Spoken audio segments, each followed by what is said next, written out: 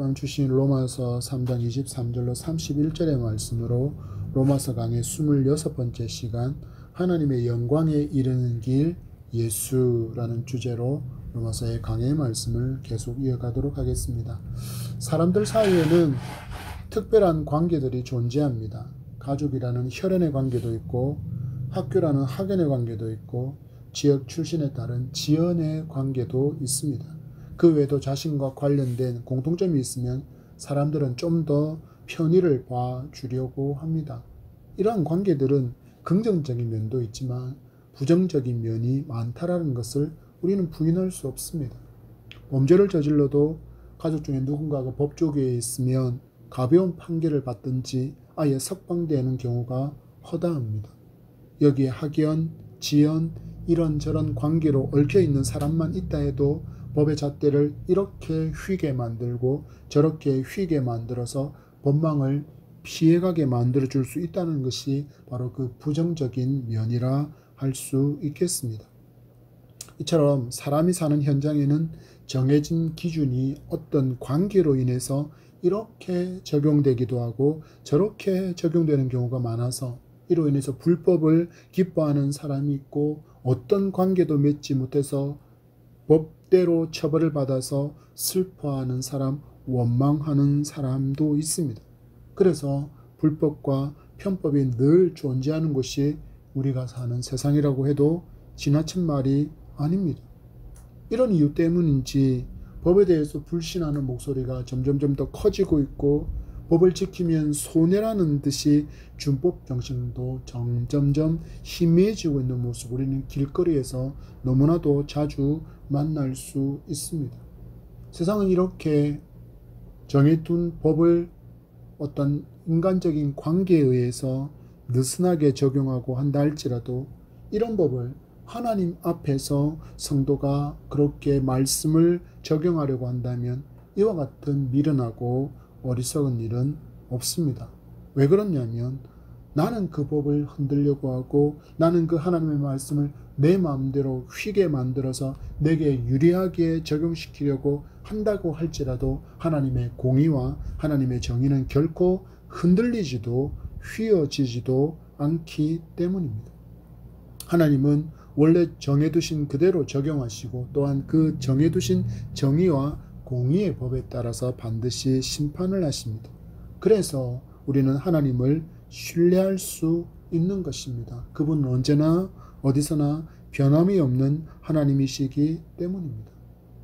문제가 있다면 우리가 하나님의 말씀을 코에 걸면 코걸이처럼 목에 걸면 목걸이처럼 귀에 걸면 귀걸이처럼 우리의 입맛에 맞게 적용하려고 한다는데 문제가 있습니다. 오늘 우리는 믿음의 길을 성도에게 주신 하나님의 말씀은 결코 변할 수 없다는 진리를 배우게 될 것입니다. 그리고 이 진리가 우리에게 주는 많은 교훈을 강의 말씀을 통해서 듣기를 원합니다. 바울은 오늘 본문의 시작에 인간의 절망을 선포하고 있습니다. 23절의 말씀을 주목해 보십시오.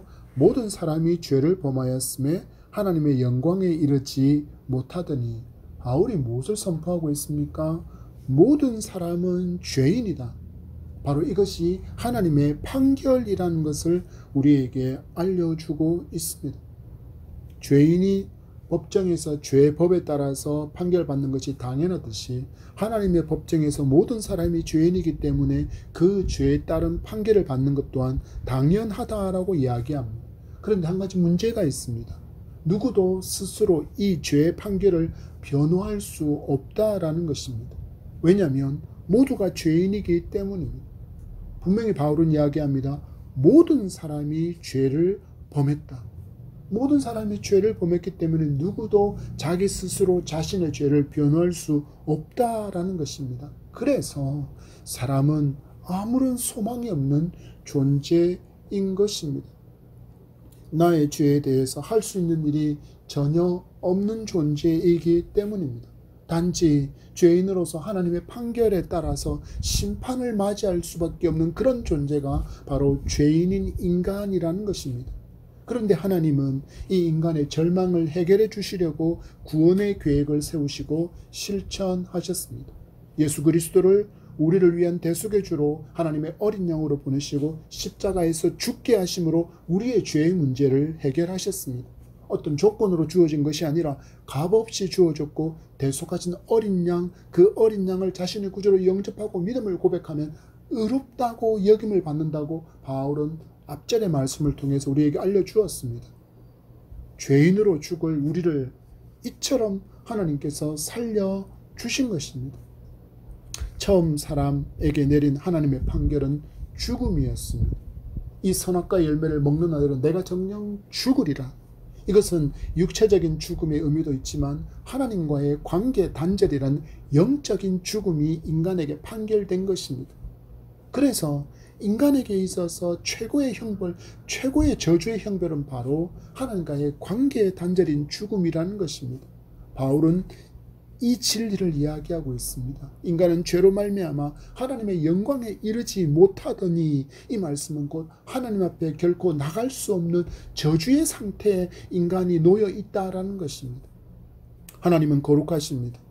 하나님은 죄가 없습니다. 그래서 죄를 가진 인간은 어느 누구도 하나님 앞에 나갈 수 없고 하나님을 만나는 일은 곧 죽음을 의미했습니다. 구약에서 하나님의 천사들을 만난 사람들, 하나님의 사자를 만난 사람들의 반응이 대부분 다 이제는 죽게 되었다라고 이어지는 이유가 바로 여기에 있습니다.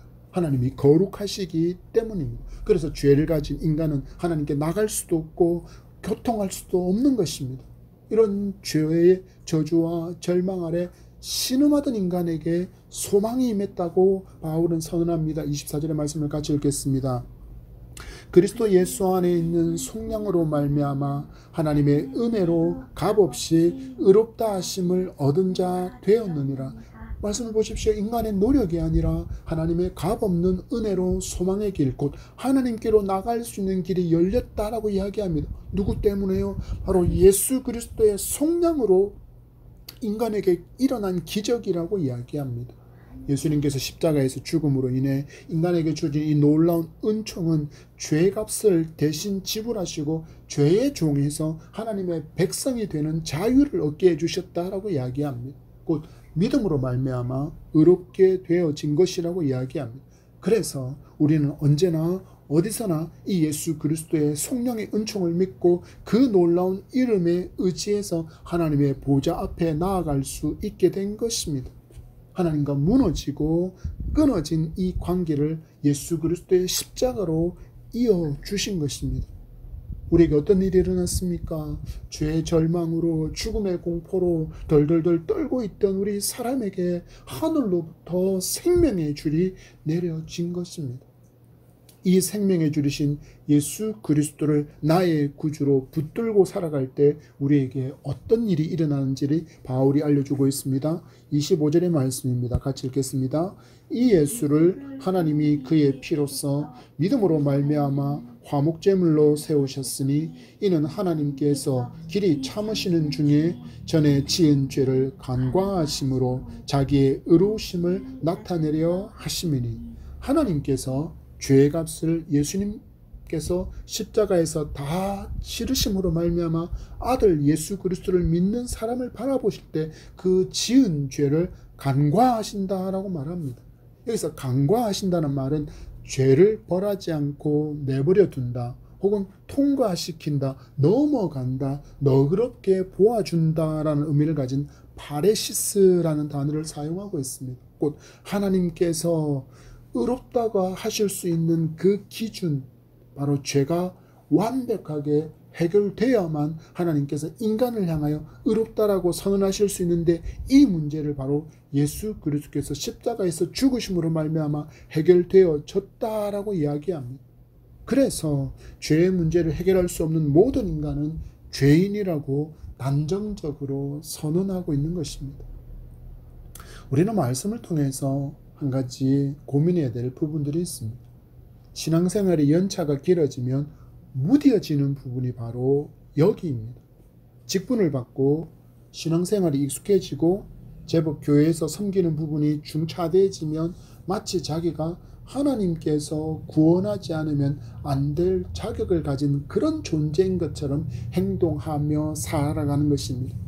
인간 스스로는 누구도 이런 자격에 이를 수 없다는 바울의 선포를 우리는 기억해야 합니다. 그래야 우리는 겸손한 신앙을 견지할 수 있습니다. 그렇지 않으면 내가 구원받을 만한 자격이 있어서 구원받은 것처럼 그렇게 여기며 살아가게 된다는 것입니다. 칼뱅은 이야기합니다. 그래서 무조건적인 선택의 교리를 칼뱅은 강조하는 것입니다. 우리에게 어떤 자격이 충족되어서 하나님의 백성이 된 것이 아니라 말할 수 없는 하나님의 은혜로 그냥 무조건적으로 당신의 자녀로 우리가 선택되었다라는 것입니다. 여러분 잘 생각해 보십시오. 우리의 구원과 세상의 것 중에 비교할 만한 가치를 지닌 것이 있다라고 여러분들은 생각합니까? 재산, 아파트, 차, 권력, 학벌, 지연, 학연, 그 어떤 것과 과연 우리의 구원과 비교할 수 있겠습니까? 없습니다. 왜냐하면 나의 구원을 위해서 온 우주의 주인이신 하나님께서 십자가에서 죽으셨기 때문입니다.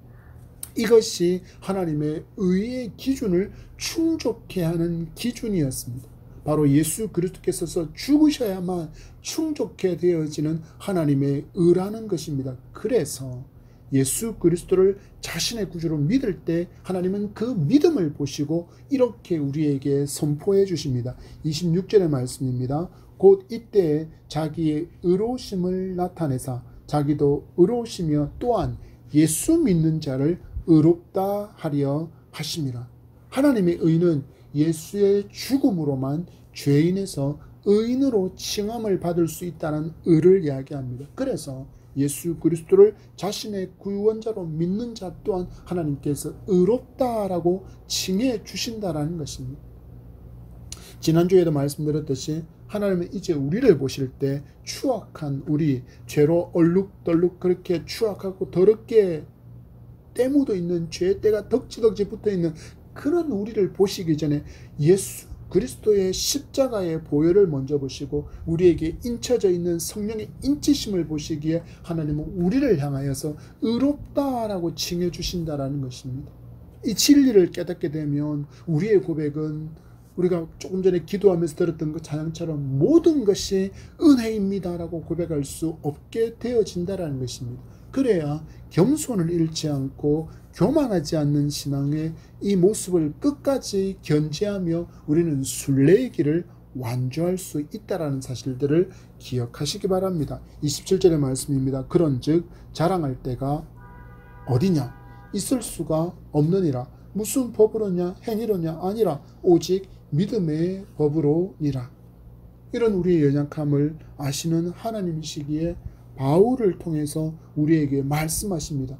자랑할 때가 어디 있을 수가 있느냐? 없다. 너희들이 구원에 대해서 자랑할 것은 없다라고 말씀하시는 겁니다. 너희는 마치 너희들이 어떤 자격이 있어서 구원을 받았다고 생각하는구나. 너희가 교회를 다니면서 헌금한 액수가 조금 된다고, 섬김의 횟수가 조금 많다고, 예배를 꾸준히 참석하고 있다고, 기도하고 있다고, 교회에서 직분이 목사고 장로고 권사고 집사이기 때문에 너희들이 뭔가 된 사람처럼 그렇게 여기지 말라라는 것입니다. 한마디로 자랑할 것이 없다라는 게 마치 이렇게 우리가 반응할 줄 알고 하나님 우리를 구원하신 것이 아니라는 것입니다. 하나님께서 내게 10억 정도의 헌금이 나를 통해서 일어날 것을 하나님께서 아시고 나를 구원하신 것이 아니시라는 것입니다. 그래서 내가 헌금을 많이 한다고 마치 내가 구원받을 충분한 자격이 있는 것처럼 그렇게 생각하고 행동하고 있지 말라라는 것입니다. 여러분, 내게 주신 것들, 내게 맡기신 것을 다시 하나님께 돌려드렸을 뿐입니다. 내 공로, 내 능력, 내 수고인 것처럼 교만하지 않아야 하는 이유가 바로 여기에 있습니다. 하나님께서 내게 능력을 주셨고 하나님께서 내게 환경을 주셔서 내게 맡겨주신 것입니다. 만약에 우리에게 능력도 주지 않으시고 환경도 열어주지 않았다면 지금 우리가 누리고 있는 이 모든 것은 내 몫이 아닐 것입니다. 하나님의 의의 기준을 충족해 하시고 하나님께 나아갈 수 있는 길은 오직 믿음으로만 가능한 것입니다. 여러분 잘 생각해 보십시오. 내가 믿고 싶어서 예수를 믿게 된 것이 아닙니다. 여러분, 우리 중에 누가 태어날 때부터 나는 예수님을 믿어야지 하고 다짐하며 태어납니까? 이때쯤에 내가 교회를 가기 위해서 길을 가다가 전도자를 만나서 내가 그 전도자에게 전해준 복음을 듣고 내가 교회 가서 교인이 되어야지라고 그렇게 계획을 세우고 교회에 온 사람은 아무도 없습니다. 그죠? 하나님의 때, 하나님께서 하나님의 사람을 보내셔서 내가 복음을 듣게 하시고 감동케 하셔서 그 복음이 들려지게 하시고 믿어지게 하셔서 우리는 이 교회라는 건물 안으로 들어올 수 있게 된 것입니다. 여러분 잘 생각해 보십시오. 교회 문턱이 얼마나 높은 줄 아십니까? 얼마나 엄청난 경쟁률의 문턱을 넘어서 우리가 이 교회 안에 들어온 것이라는 것을 여러분들 아십니까? 우리나라의 최고의 대학이라고 불리는 스카이, 서울대와 고려대와 연세대에 들어가기 위해서 학생들이 그렇게 노력하고 그 수많은 학생들 속에서도 많은 아이들이 그렇게 지원했다가 탈락하지 않습니까?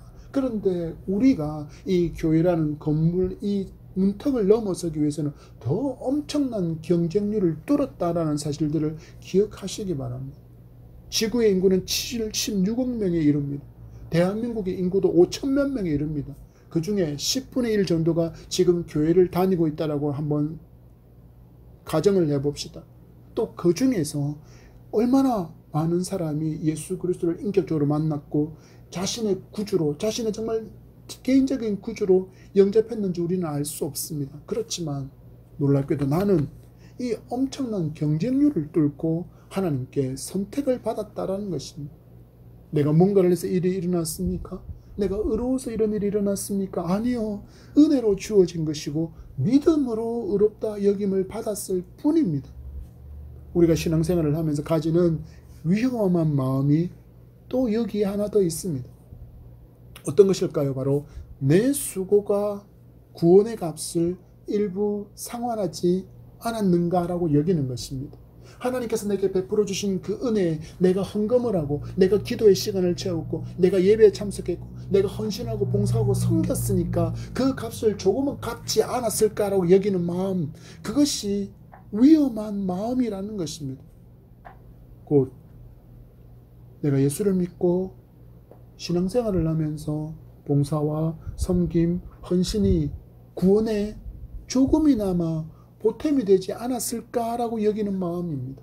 여러분 이 시간 정확하게 배우시기 바랍니다. 우리의 수고와 헌신, 노력과 섬김, 그리고 봉사는 우리의 구원에 어떠한 영향도 끼치지 못합니다. 단지 우리의 순례 삶에 대한 평가로 하나님 나라에서 받을 상급을 결정할 뿐입니다.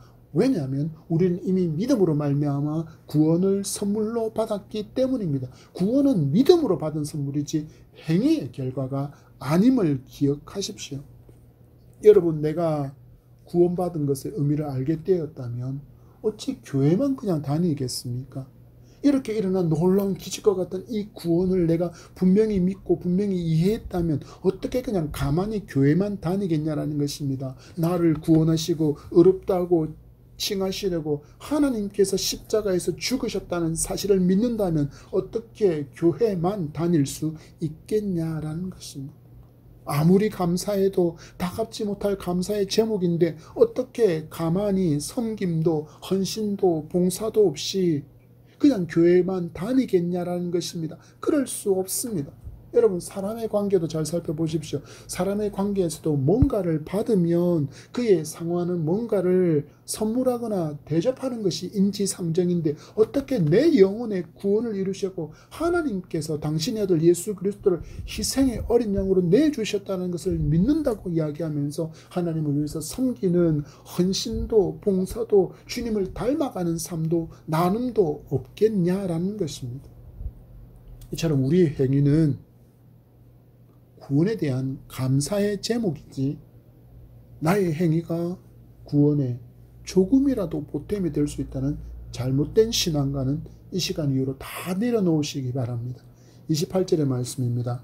그러므로 사람이 의롭다 하심을 얻은 것은 율법의 행위에 있지 않고 믿음으로 되는 줄 우리가 인정하노라. 말씀처럼 믿음으로 의롭다고 칭을 받은 우리에게 해야 할 바는 하나님의 이 놀라우심을 송축하고 하나님의 사랑을 실천하고 살아가는 것이 우리에게 당연히 맺어져야 할 열매라는 사실들을 고백하는 우리기를 축복합니다. 29절과 30절의 말씀을 같이 읽겠습니다. 시작. 하나님은 다만 유대인의 하나님이시냐 또한 이방인의 하나님은 아니시냐 진실로 이방인의 하나님도 되시느니라. 할례자도 믿음으로 말미암아 또한 무할례자도 믿음으로 말미암아 의롭다 하실 하나님은 한 분이시니라. 예수 그리스도를 믿으면 우리가 혈통적으로 유대인이 아니라고 해도 차별이 없는 하나님의 은은 우리에게도 그대로 적용이 되어서 하나님은 우리를 향하여 의롭다라고 칭해 주신다라는 것입니다. 이것이 하나님께서 세우신 그 기준이기에 절대로 요동하지 않는 기준이라는 것입니다. 여러분, 얼마나 많은 이단과 얼마나 많은 사이비가 이 기준을 자기 마음대로 변경하며 외칩니까? 그들은 말합니다. 그들의 교주는 이야기합니다. 하나님께서 내게 말씀하셨다. 그러니 지금부터 구원의 기준은 이것이다. 여기에 순종하라. 말씀을 받은 내게 순종하라고 말하는 것이 얼마나 성경에서 벗어난 목소리인지 아시겠습니까? 이사야서 40장 8절입니다. 풀은 마르고 꽃은 시드나 우리 하나님의 말씀은 영원히 서리라 하라. 베드로전서 1장 25절 말씀입니다. 오직 주의 말씀은 세세토록 있듯 하였으니 너희에게 전한 복음이 곧 이 말씀이니라. 이사야도 선언합니다. 베드로도 선언합니다. 하나님의 말씀에 진리인 하나님의 말씀은 결코 뭐하지 않는다고요? 변하지 않는다라고 이야기합니다. 왜 그렇습니까? 하나님께서 영원하신 분이시고 영원토록 동일하신 분이기 때문입니다. 그래서 누구도 하나님의 말씀으로 세우신 의의 기준을 변경할 수 없다라는 것입니다. 만약에 우리 중에 누군가가, 아니 우리 주변에 누군가가 이 하나님의 의의 기준을 변경할 수 있다라고 말하는 순간 그는 적 그리스도고 그는 이단이고 그는 사이비인 것입니다. 이것이 이 시대를 영적으로 분별할 수 있는 최고의 기준이라고 말할 수 있겠습니다. 여러분, 우리 주변에 얼마나 많은 설교자들이 있습니까? 얼마나 많은 설교가 있습니까? 얼마나 많은 가르침이 있습니까? 그것이 바른 것인지 아닌지가 너무나도 분별하기 힘든 시대지만 단 하나만 기억하십시오. 말씀은 결코 변경될 수 없다라는 것입니다. 그런데 말씀을 변경할 수 있다, 말씀을 바꿀 수 있다고 말하는 그 자는 바로 거짓이라는 것을 분명히 기억할 수 있는 우리이기를 소망합니다. 마지막 31절입니다. 같이 읽겠습니다. 시작. 그런즉 우리가 믿음으로 말미암아 율법을 파기하느냐? 그럴 수 없느니라. 도리어 율법을 굳게 세우느니라. 많은 사람들이 이야기합니다.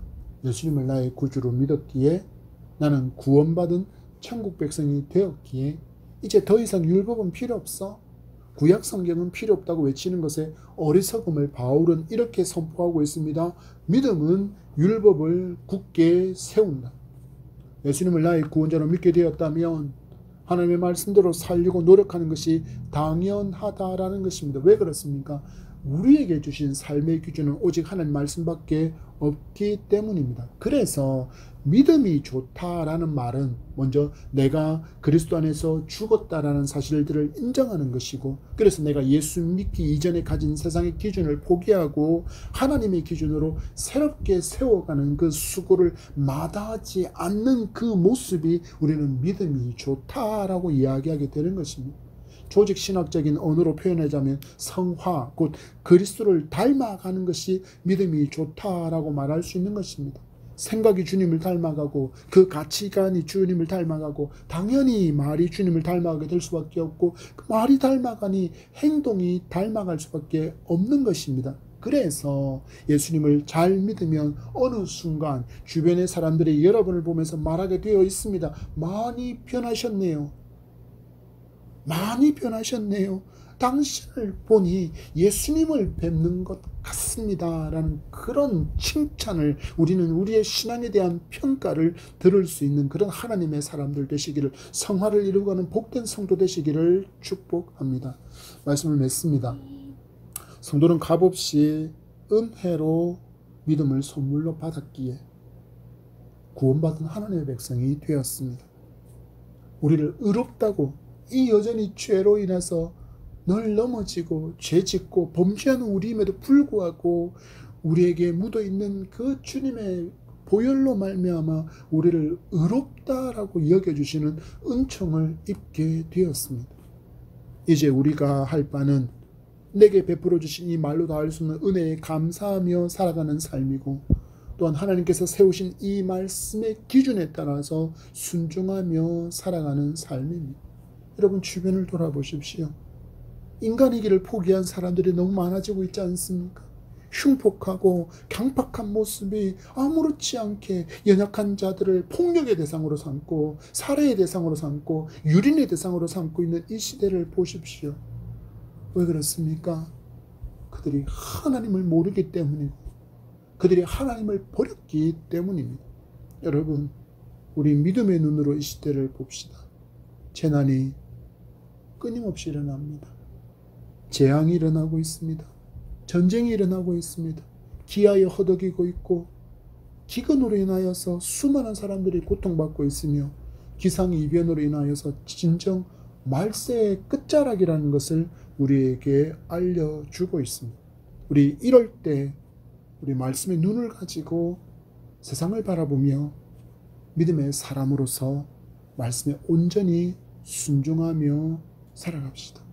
그래서 절망하는 세대에게, 소망을 잃어버린 채 방황하는 그들에게 생명의 빛을 비추고 소망의 빛을 비추어서 여기에 오직 예수 그리스도께 참된 소망과 참된 만족과 참된 행복이 있다라는 사실들을 우리가 보여줄 수 있기를 바랍니다. 왜냐하면 우리가 이 사명을 위해서 선택받은 하나님의 자녀이기 때문입니다.